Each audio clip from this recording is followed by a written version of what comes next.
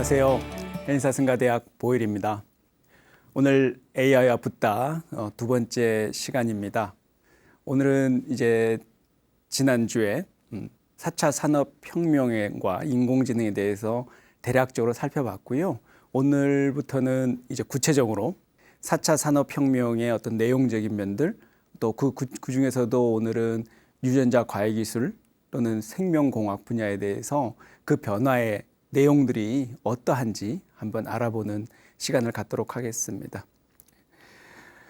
여러분들, 시청자 여러분들은 보수입니까? 진보입니까? 이런 질문 받으시면 좀 당황스러우시죠? 이런 질문을 하면 대답 이전에 왠지 이제 긴장부터 되게 마련입니다. 이제 바로 대답이 안 나오죠. 서로 눈치를 살피기도 하고요.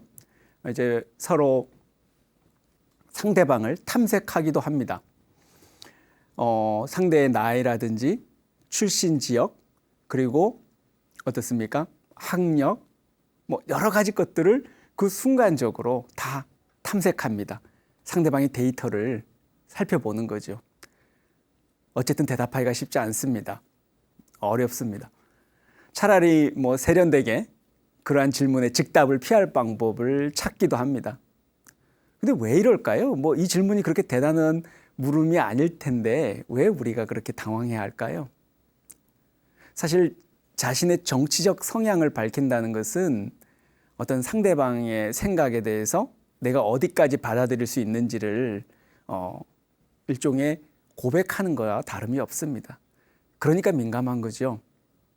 특히 우리나라 같은 경우처럼 이 정치적 보수 진보가 첨예하게 대립되어 있는 곳일수록 더 그러겠습니다. 근데 사실 이렇게 보수와 진보라는 이 개념이라는 것이 상대적인 개념입니다. 그 사회 전반적인 맥락 속에서 결정되는 것이죠. 그런데 이러한 우리가 익히 알고 있는 정치적인 이러한 보수 대 진보라는 이런 구도가 4차 산업혁명 시대를 맞이하면서 그 변화를 맞게 된다고 합니다. 과거처럼 단순히 정치적으로 보수냐 진보냐 이렇게 나누는 그런 기준이 아니라 아주 새로운, 전혀 새로운 기준이 제시된다는 거죠. 그 기준이 바로 생체 보수주의냐 기술 진보주의라는 양대 진영의 싸움이 될 것입니다. 좀 생소하시죠? 그 미래의 정치적 진보, 그 보수의 기준이라는 것이 인간의 신체 그리고 과학기술과의 관계에서 결정된다고 합니다. 쉽게 말씀드리면 내 몸에, 나의 육신에 이 4차 산업혁명 시대의 최첨단 과학기술을 얼마나 받아들일 수 있는지가 기준이 되는 겁니다. 사실 어쩌면 우리는 이미 그렇게 하고 있죠. 우리가 뭐 무릎을 다친다든가 아니면은 이미 나이가 많이 연로하신 분들은 또 무릎에 연골이나 관절을 대체하는 경우도 있고요. 여러 가지 의학 기술이 발전하면서 그러한 형태의 의료 기구들을 우리 몸 안에 받아들이고 있습니다. 물론 정도의 문제겠죠. 근데 앞으로 우리가 4차 산업혁명 시대에는 최첨단 기술을 갖고 있는 조그마한 눈에 보이지 않는 수준의 나노 기술의 나노칩이라든지 또 우리의 여러 가지 신체 능력을 증대시켜 줄 수 있는 다양한 형태의 첨단 기술을 우리 몸 안에 삽입하느냐의 여부, 이런 부분들이 중요한 기준이 된다는 겁니다. 결국에는 생체 진보주의자, 생체 보수주의자, 그리고 기술 진보주의자들의 대립이라고 볼 수 있는데 이게 바로 미래의 정치 구도가 된다는 겁니다. 생체 보수주의자라는 것은 뭐 말 그대로 내 몸이라는 것은 우리 어머니, 우리 부모로부터 받은 몸이기 때문에 조금도 훼손해서는 안 된다. 내 몸에 어떠한 기계적인 장치나 시스템이 내 몸 안에 들어오는 것을 거부한다라는 것이죠. 그래서 생체 보수주의 입장인 겁니다. 이분들의 입장은 분명합니다. 인간은 인간으로서 존재할 때 그 가치가 있는 것이라는 거죠. 인간이 기계가 될 수는 없는 것이고 점점 그러한 시스템과 편리와 편의에 우리의 인간 정신을 양보하다 보면 궁극에 가서는 인공지능 또는 기계에 의해서 우리가 지배당하거나 정복된다는 그런 관점인 거죠. 반면 기술 진보주의자들의 입장은 이와는 좀 다릅니다. 이 입장에서는 인간의 지능 향상 또는 신체적, 육체적 능력 향상을 위해서라면 유전자 조작도 얼마든지 받아들일 수 있다는 입장입니다. 제가 이 주제를 말씀드리는 이유는요, 앞으로 계속 다루게 될 4차 산업혁명 속에 인공지능을 필두로 한 그 최첨단의 기술들이 모든 이 주제들을 관통하는 이 기준이라는 겁니다. 대표적으로 제가 여러분들한테 소개해 드릴 오늘 내용은요, 유전자 가해 기술 그리고 생명공학 기술인데요. 그 중에서 대표적으로 여러분들 보시는 맞춤형 아기 들어보셨나요? 좀 말이 너무 재밌죠. 이 지금 슬라이드를 보시면은 아기가 마치 시험관 아기도 아니고 마치 영화 매트릭스에서 나오는 그러한 형태의 마치 배양되는 듯한 모습을 하고 있는 아기가 나옵니다. 말 그대로 영어로는 디자이너 베이비라고 됐지만 실제로 맞춤형이라는 거죠. 그럼 어떻게 맞추느냐? 우리가 인간인데 어떻게 인간을 딱 맞춰서 태어나게 할 수 있느냐? 그게 가능은 한 거냐? 가능하다는 거죠. 어떻게 해요? 유전자를 교정하거나 변형하면 그게 가능해진다고 지금 얘기하고 있는 겁니다. 최근에 이미 어떻습니까? 여러분들 잘 아시는 올해 작년이죠. 노벨상 수상자가 누굽니까? 제니퍼 드나우다라는 유전자 가해 기술을 개발한 분들이죠. 그분들이 지금 공동 수상을 했습니다. 그런데 그러한 형태의 유전자를 복제, 변형하는 그런 기술을 통해서 우리 아기들을 맞춤형으로 낳을 수 있다. 키가 작으면 키가 큰 아이로, 또 선천적으로 우리 가게 안에 가족력이 있는 질병이 있다면 그 질병이 없는 아기로 아예 태어날 때부터 말입니다. 그렇게 아기로 유전자 변형을 통해서, 유전자 교정을 통해서 그러한 아기를 우리가 만들어낼 수 있다는 거죠. 정상적인 경우로 말씀드리면 우리가 인간이 태어난다는 것은 어머니의 산도를 통해서 나오는 게 일반적인 경우고 그게 정상적인 경우라고도 얘기할 수 있겠는데, 우리가 말하는 이 맞춤형 아기인 경우에는 꼭 부모의 산도를 통하지 않고 심지어는 엄마나 아빠 중에 어느 한쪽이 없더라도 생명이 탄생할 수 있다는 겁니다. 이게 굉장히 믿기 어려운 이야기죠. 세상은 지금 그렇게 변해가고 있습니다. 그 구체적 내용들을 한번 알아보도록 하겠습니다. 하버드 대학의 유전학자, 유명하시죠? 조지 처치라는 교수가 여기서 한 발 더 나갑니다. 이분이 말씀하시는 것은요, 10년 이내에 새로운 인간 세포를 만들어서 완전히 새로운 인간 게놈을 창조해내겠다는 계획을 발표했습니다. 이 계획이 왜 놀랍냐면요, 여러분들 많이 들어보셨을 겁니다. 인간 게놈이라고, 인간 유전자, DNA 염색체 지도를 만들어내는 것만 하더라도 굉장히 오랜 시간이 걸렸습니다. 우리 인류는. 물론 최근에 컴퓨터 능력이 향상되면서 그 작업 속도가 빨라졌고 완성을 했죠. 근데 이분 조지 처치 교수는요, 인공생명의 권위자이기도 하고요, 또 이런 인간 게놈 프로젝트의 굉장한 권위자이기도 합니다. 근데 이분 생각은 인간 게놈, 그러니까 인간 염색체 염기 서열을 분석하고 판독하는 단계를 넘어서서 역으로 인간 게놈을 새로 구축해서 그 합성을 시도하는 거라는 거죠. 최근에 이 교수는 국가기관이라든지 공적 영역이 아닌 연구자들의 모임으로 해서 회사를 하나 만들었는데요. 우리 각 인간들이 갖고 있는 인간 염색체의 염기 서열들을 그대로 기록한 인간 게놈 지도를 하나의 USB 메모리 카드에 넣어서 다 기록하고 옮겨갈 수 있게끔 하는 그런 회사를 만들었습니다. 그 얘기는 뭐냐면 여러분들이 됐든 저가 됐든 내 마음에, 내 몸 안에 있는 모든 형태의 유전자 정보, 염색체 정보를 디지털 정보화 시켜서 그거를 간단하게 여러분들 자주 사용하는 USB 하나에 다 들어간다는 거죠. 이것만 들고서 어떠한 형태, 어느 병원에 가든 다른 어떤 형태의 인간 육체에 대한 변형이나 교정 시술을 하든 자유롭게 할 수 있다는 겁니다. 놀라운 일이죠. 여러분들의 모든 생체 정보가 USB 하나에 들어간다고 상상을 해 보십시오. 놀라운 일이죠. 그러한 작업을 하고 있다는 겁니다. 지금 화면에 보시는 분이 중국인 과학자 허젠 쿠이라는 분입니다. 이분이 세계 최초로 맞춤형 아기를 탄생시킨 장본인이죠. 여러분들 뭐 이런 거에 관심 많으신 분들은 이미 이 이름을 들어봤을 텐데요. 이분이 지난 2018년에 이 학회에서 아주 놀라운 연구 결과를 발표합니다. 자신이 유전자 편집 기술을 이용해서 에이즈 바이러스에 감염되지 않도록 그 특정 유전자를 제거해버린 쌍둥이를 출산하는 데 성공했다고 발표한 겁니다.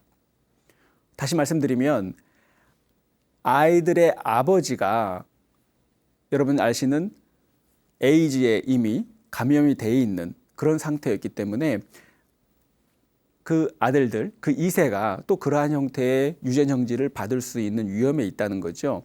그래서 그들이 태어나기 전에, 그 쌍둥이가 태어나기 전에 유전자 과학 기술을 통해서 그 에이즈를 발현시키는 유전 형질의 교정을 가한 겁니다. 그래서 그런 아기가 지금 쌍둥이가 태어난 거죠. 물론 그 당시에도 그렇고 학계는 충격에 빠집니다. 전 세계 언론에서도 굉장히 윤리적으로 비난이 많이 일었고요. 사람한테 해서는 안 될, 아직까지는 금지되어 있는 유전자 변형, 교정 기술을 인간을 대상으로 시행했다는 그런 문제가 있었던 겁니다. 그래서 최근에는 이 허젠 쿠이 교수의 논문에 대해서도 아주 면밀한 검증 작업이 이루어지고 있고, 뭐 다양한 형태의 문제점을 지금 발견해서 제기되고 있고요. 그리고 뭐 중국 법원에서는 인간을 대상으로 한 이런 연구가 법적으로 금지되어 있기 때문에 처벌이 내려질 것이라고 합니다. 허젠 쿠이 교수는 결국 실정법 위반으로 실형을 선고받은 상태인데요. 현재도 행방도 알 수 없고 소재도 알 수 없다고 합니다. 한때는 중국의 아인슈타인이라고 불릴 정도로 천재 과학자였는데 말입니다.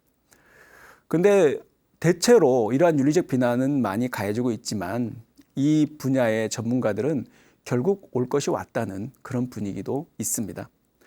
허젠 쿠이 교수의 인터뷰를 듣다 보면 아직도 소신을 밝히는 게 누군가는 시작했어야 할 일이다라고 이렇게 말씀하시기도 하더라고요.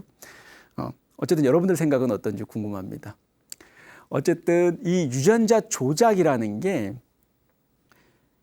우리 불자들 입장에서는 이걸 어떻게 볼 수 있을까요? 그저 파괴적 혁신의 기술이라고 우리가 그냥 그러려니 하면서 받아들일 수 있을까요? 여러분들 과거 영화에 보시면 오래된 영화인데요.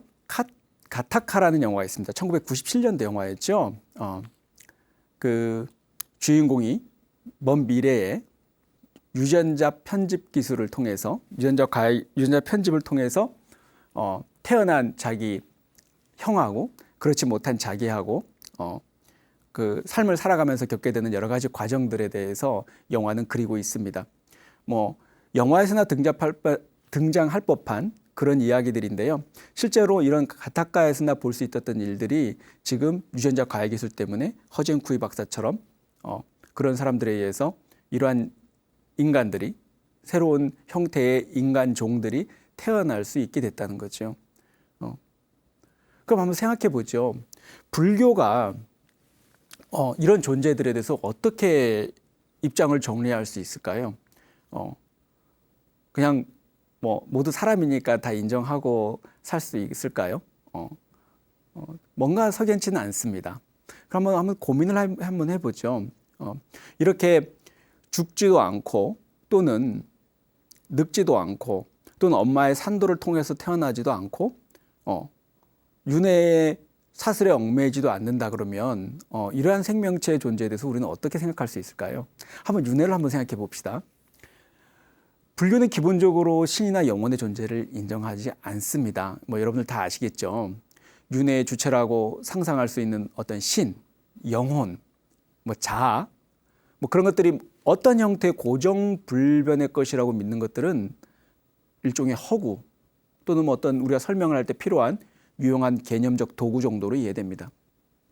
그렇다면 영혼을 인정하지 않는데 어떻게 윤회가 가능한 걸까요? 여러분들이 아시겠지만 윤회에는 두 가지 관점이 있습니다. 생명체 안에 고정적이고 소멸하지 않는 윤회 주체가 있는지 여부에 따라 갖고 유아윤회와 무아윤회로 나눕니다. 마치 지금 해인사 승가대학에서 제가 학인들 강의하는 것 같은데요. 불교는 불변, 불멸의 아트만을 인정하는 힌두교와는 다릅니다. 무아윤회 입장이죠. 불교는 어떠한 경우에도 어떤 고정적, 확정적 실체에 대해서 인정하지 않습니다. 그러면 어떠한 형태의 영혼, 고정적, 확정적 실체로서의 영혼이라든지 하는 윤회 주체는 없다. 다만 업에 의해서 윤회가 진행된다는 입장입니다. 근데 여기서 이런 얘기를 했다 그래서 불교에서 업을 우리가 알고 있는 유전자, DNA 염색체와 동일시한다면 이건 좀 지나친 단순화라고 보여집니다. 근데 많이 양보해서 만약 여기서 우리가 업이라는 것을 생명공학에서 말하는 일종의 유전자와 유사한 역할 또는 체세포 DNA와 유사하다 또는 동일시하는 견해의 입장에서 한번 생각해 본다면 윤회를 업의 자기 복제라고도 볼 수 있습니다. 물론 그러한 입장에 선다는 전제에서입니다. 불교의 무와 윤회에 의한다면은 개체들은 모든 개체들이죠. 전마다의 생명 정보를 복제하는 흐름을 갖고서 그걸 지속하고 있는 것이라고 표현할 수도 있습니다. 이 과정이 바로 윤회라고 얘기할 수 있죠.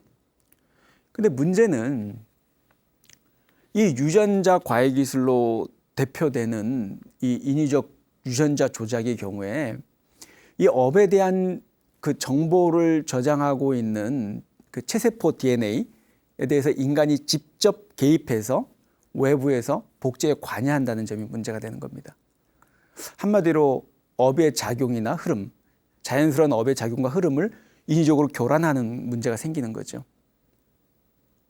달리 말하면 우리 인체에 있는 생체 정보의 흐름을 인위적으로 차단해버린다든가 또는 개개인의 업의 성숙을 억제시키고 또는 제거하려는 시도라고 볼 수 있습니다.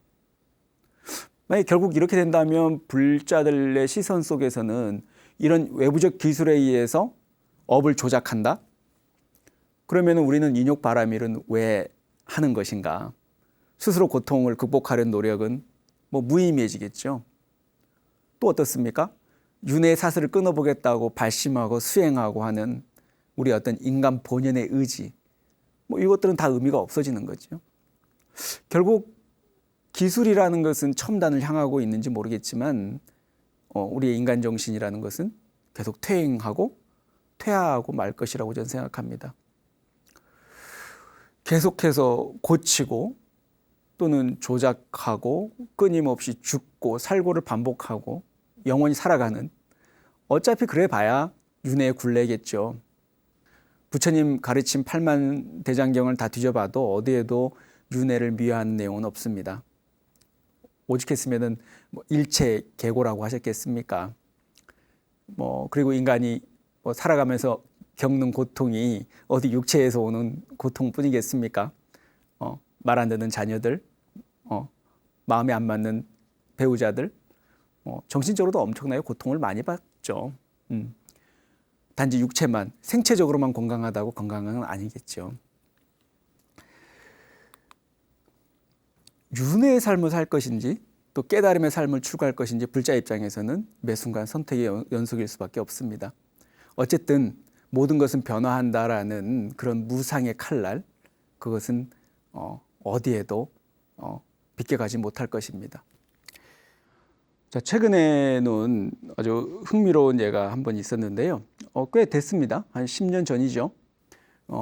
그 재생의학계의 권위자라고 하는 앤서니 아탈라라는 교수가 세계 최초로 인간 생체 물질을 소재로 해서 그 3D 프린터를 통해서 사람의 방광과 신장을 만들어서 이식하는 데 성공했습니다. 환자는 젊은 남자였는데요. 뭐 철인 3종 경기를 하고 하는 선수임에도 불구하고 장기에 손상이 있어서 이러한 형태의 이식을 받게 됐는데 굉장히 건강한 상태로 잘 생활하고 있답니다. 이게 기술이 놀랍죠. 지금 보시면 여러분들이 단순히 아까 제가 서두에 말씀드렸듯이 뭐 머그컵이나 또는 꽃병, 간단한 물건들을 우리 생필품을 3D 프린터로 인쇄해서 우리 세상에, 우리 일상에 쓰는 게 아니라 우리 인체의 장기들, 방광이 됐든 신장이 됐든 뭐 기타 등등의 모든 장기들에 대해서 생체 물질을 통해서 이걸 그대로 복사 출력할 수 있다는 겁니다. 이렇게 하면 문제가 생길 때마다 장기를 교체할 수 있을 것이고요. 그러면은 장기 질환으로 사람이 죽는 경우는 뭐 아주 크게 줄어들겠죠. 인간이 생물학적 나이는 계속 먹어가지만 장기를 그때그때마다 교체할 수 있기 때문에 노화로 인해 갖고 뭐 노쇠해지거나 그런 경우는 없겠습니다. 그렇게 되면 인간은 이제 수명이 계속 길어지기 때문에 소위 말하는 영생을 꿈꾸게 될지도 모르겠습니다. 이뿐만이 아닙니다. 우리가 지금 4차 산업혁명 시대 속에서 첨단 과학기술이 여러 가지가 저희들이 지금 체험하고 앞으로 지금 다가올 상황인데요. 과학기술이라는 게 종전에는 여러분들 아시다시피 자연을 대상으로 삼아서 탐구를 했죠. 그 과정에서 얻어진 지식과 결과를 갖고 인류를 위해서 봉사를 했죠. 하지만 현재는 어떻습니까? 인간을 대상으로 하고 있고 심지어는 재료로 활용하는 시대로 접어들고 있다는 겁니다. 아까 허젠 쿠이 교수의 사례에서 보셨고요. 또 3D 인쇄, 장기 출력하는 그런 사례에서도 확인할 수 있는 겁니다. 과거와는 큰 변화인 거죠. 최근에 여러분들 이런 개념 들어보셨나요? 트랜스 휴머니즘이라고요. 뭐 최근 철학이라든지 인지과학 분야에서 많이 쓰이는 용어인데요. 이 정의는 그렇습니다. 트랜스 휴머니즘이라는 것은 나노기술이라든지 생명공학, 뭐 인지과학, 뭐 이타 인공지능 등을 이용해서 우리 인간이 갖고 있는 정신적, 신체적 능력을 개량시키거나 극대화시키는 그런 일련의 흐름을 얘기합니다.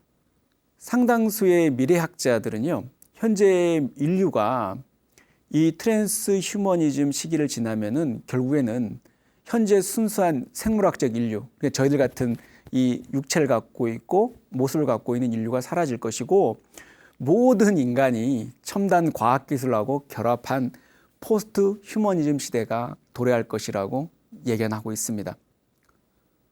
그러면은 자꾸 휴머니즘이다, 트랜스 휴머니즘이다, 포스트 휴머니즘이다 해서 좀 복잡한 감이 있는데요. 그래도 이 내용을 간단히 한번 소개해 볼까 합니다. 아까 말씀드렸지만 이러한 형태의 보수 진보, 생체 보수주의 또는 기술 진보주의를 우리가 이해함에 있어서 이 트랜스 휴머니즘과 포스트 휴머니즘의 개념 정도는 알고 가는 것도 나쁘지 않을 듯합니다. 휴머니즘은 다 아실 겁니다. 뭐 인본주의가 됐든 인문주의가 됐든 이렇게 표현하고 있는데요. 이 트랜스 휴머니즘이라는 것은 이 휴머니즘이 발전된 형태라고 볼 수 있습니다.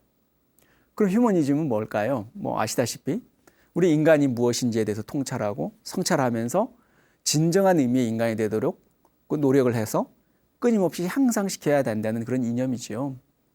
그럼 트랜스 휴머니즘, 트랜스는 초월한다는 뜻이고요. 또 어디에서 어디로 간다는 뜻도 될 수 있습니다. 즉 트랜스 휴머니즘이라는 것은 이 첨단 기술을 이용해서 원래 상태의 인간 능력을 점차 향상시키거나 극대화시켜서 결국에는 완벽하고 이상적인 인간에 이르도록 하는 걸 목표로 합니다. 예를 들면 그런 겁니다. 신체에 칩을 삽입해서 면역 기능을 향상시킬 수도 있고요. 자신의 건강 상태를 실시간으로 검사할 수 있도록 하는 겁니다. 최근에는 여러분들 잘 아시는 일론 머스크가 투자하고 있는 뉴럴링크라는 회사에서는요, 두뇌에다가 칩, 전극을 꽂아 넣고서요, 치매 예방을 한다든가 치매 치료에 활용하려고까지 하고 있습니다. 그러니까 건강한 상태의 두뇌 디지털 정보를 갖고 있다가 칩을 꽂아 놓고서 치매가 생긴다든가 두뇌 기능에 문제가 생겼을 때 건강한 상태의 디지털 정보와 신호를 쏘아준다는 얘기죠. 이론상으로 그렇다는 겁니다. 근데 여러분 같으면 두뇌, 자기 머리에 아무리 작더라도 칩을 삽입하는 것을 과연 받아들일 수 있을까요? 근데 트랜스 휴머니즘, 이 트랜스 휴머니스트들은 그럴 수 있다고 주장하는 겁니다. 뭐 어때 하는 거죠. 내 신체적, 정신적 능력이 극대화된다면 말입니다. 근데 여기서 문제가 있습니다. 원래 휴머니즘이라는 것이 그냥 단순히 완벽한 인간을 추구하는 것은 아니고 자율성을 갖춘 인간이라는 게 중요하죠. 그런데 이 트랜스 휴머니즘이 놓치고 있는 점이 바로 철저히 기술에 의존한다는 겁니다. 자율성은 사라지고 기계에 종속된 그런 인간화가 진행되고 있다는 거죠. 그래서 트랜스 휴머니즘이 참 보면 매혹적이긴 한데 한번 생각해 볼 필요가 있는 겁니다. 무분별한 형태의 기술을 내 육체와 정신적으로 활용하는 부분에 대해서 우리가 어떻게 대해야 될지 한번 돌아볼 수 있어야 된다는 거죠. 그럼 아까 말씀드렸던 포스트 휴머니즘 같은 경우에는 트랜스 휴머니즘보다 좀 더 과격합니다. 이건 영화에서나 등장할 법한 얘기인데요. 좀 재밌습니다. 포스트 휴머니즘은 아예 우리가 갖고 있는 육체를 인간을 구속하는 감옥으로 간주한다는 겁니다. 그래서 인간이 이 육신에서 벗어나서 다른 새로운 컴퓨터, 그러니까 다른 하드웨어로 옮겨가려는 시도를 한다고 합니다. 뭐 이쯤 되면 거의 막 나가는 건데요. 예를 들면 영화 트랜센더스라는 영화가 있습니다. 여러분 보신 분들 계실지 모르겠는데요. 여기서 영화 주인공이 불의의 총상을 입게 되죠. 그래서 신체 기능이 전혀 작동하지 않는 상태에 빠지게 되고요. 그래서 인공지능 전문가인 주인공이 급기야 자기의 모든 마음과 두뇌의 기억과 경험 그리고 모든 디지털 정보를 전부 디지털화해서 슈퍼컴퓨터로 마음을 복사해서 옮기려는 시도를 하게 됩니다. 그러면서 계속 생존을 하겠다는 얘기죠. 이걸 소위 말해서 마인드 업로딩이라고 표현하고 있습니다. 말 그대로 마음을 컴퓨터에 실어내는 거죠. 물론 그 전제는 인간의 마음도 모두 디지털 데이터로 만들 수 있다는 것이 되겠죠. 그게 가능해야지 인터넷 공간이나 컴퓨터로 옮겨갈 수 있는 거죠. 어쨌든 주인공은 자신의 마음을 슈퍼컴퓨터에 업로드해서 불멸을 꿈꾸게 됩니다. 육체의 한계를 첨단 기술을 통해서 극복하려는 시도인 거죠. 이 정도가 되면 아마 포스트 휴머니스트가 되는 겁니다. 이런 형태의 포스트 휴머니즘을 지향하는 사람들은 트랜스 휴머니즘 또는 이러한 형태의 생각을 갖고 있는 이념조차도 결국에는 포스트 휴머니즘으로 가기 위한 중간 단계의 과도기적 정도의 생각으로 여깁니다.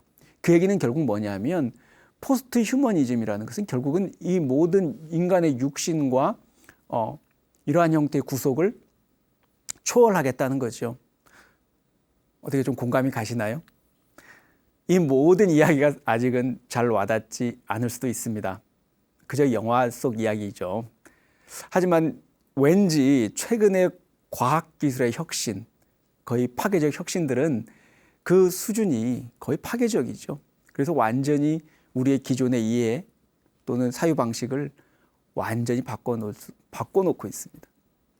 만약 이런 형태의 생명체들이 우리 주변에 같이 있으면 여러분들은 어떨까요? 같이 자비롭게 상생하면서 공존할 수 있을까요? 그게 과연 가능할까요? 참 갈 길이 먼 게 여러분들 잠시 딴 얘기지만 뉴스에서 코로나 팬데믹으로 인해 갖고 미국이나 유럽 사회에서 곳곳에서 인종 혐오 범죄가 끊이지 않고 있다는 뉴스를 들었을 겁니다. 단지 피부색 하나 다르다는 이유만으로요. 물론 코로나 팬데믹이라는 배경이 있어서 그렇긴 하겠지만요. 조그마한 형태의 차별과 구별도 용납하지 못하고 용인하지 못하는 우리 인간들한테서, 물론 다 그런 건 아니지만요, 조금의 관용과 조금의 자비도 차별해볼 수 없습니다. 그런데 이러한 형태의 인종 혐오 범죄들 보면 과연 우리가 이 4차 산업혁명 시대 또 앞으로의 미래에 대해서 우리가 새로운 형태, 우리와는 다른 아주 이질적인 형태의 생명체들과 또는 그러한 형태의 인공지능 로봇이 됐든 이러한 형태의 개체들과 같이 우리가 일상을 영위해야 될 텐데 과연 그런 존재들을 우리가 받아들일 수 있을까요? 세상은 빠른 속도로 변화하고 어쩌면 이제 그리 멀지 않은 시대에 이러한 변화 때문에 우리는 이러한 인간종과 구분되는 새로운 형태의 인간종하고 같이 공존해야 될 시간이 다가오고 있는지도 모릅니다. 과연 우리가 그런 준비가 되어 있는지 모르겠습니다. 같은 인간들끼리 온갖 분별로, 차별로 증오를 부추기고 있는데 말입니다. 그렇다면 이제 이 시대의 불교, 앞으로 미래 불교는 생체 보수주의와 기술 진보주의라는 이 구도에서 어느 정도의 위치에서 있을까요?